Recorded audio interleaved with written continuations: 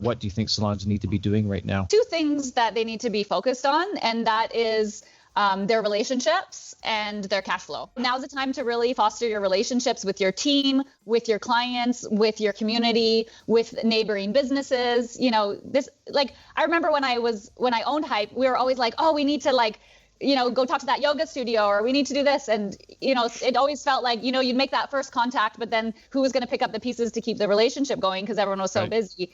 So, you know, now's the time that you can start making some of these strategic alliances in your community for when you do reopen. And then the second is cash flow. And actually, because we're here at my, you know, this is off-grid property, we have to collect water from the rain. Oh. And so when we first bought the property, it was already past the rainy season, believe it or not, in Vancouver. We do have a like lull in a rainy season. Yeah. And so we had no water, right? And so we had to decide, we had to last here all summer with like not very much water. And so what did we do? We assessed how much water we had first. And then we did a water budget. We found out, like, how much does it take to have a shower? How much does it take to wash the dishes? I love it. Wow. Yeah, and then we were like, okay, so this is how much we have. If we were to continue living normally, like normal water usage, we would last a month. But we reduced, you know, instead it was like the quick get wet, shut the water off, soap up, you know, some little changes that we did to make us last. We lasted the entire summer. We still had water to spare. I do that with ice cream. That you know, has to last throughout the week. You ration out your ice cream. I love it.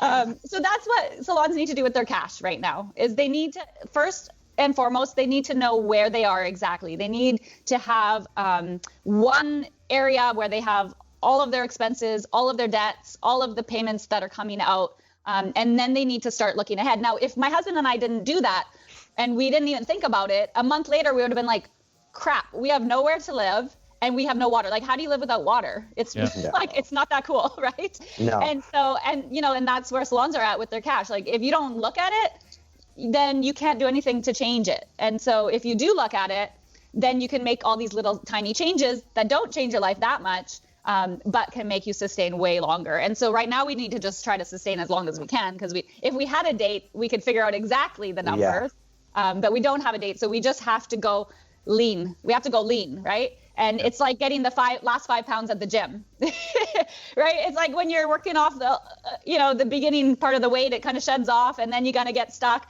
And it's the same thing with your finances now is, yeah, you've asked your landlord to cut your rent. Yeah, you've asked a few things, but now go through it again, and try to go lean. And we need to shed every little pound that is not essential right now. And so we're conserving that cash flow as long as possible until we open up again.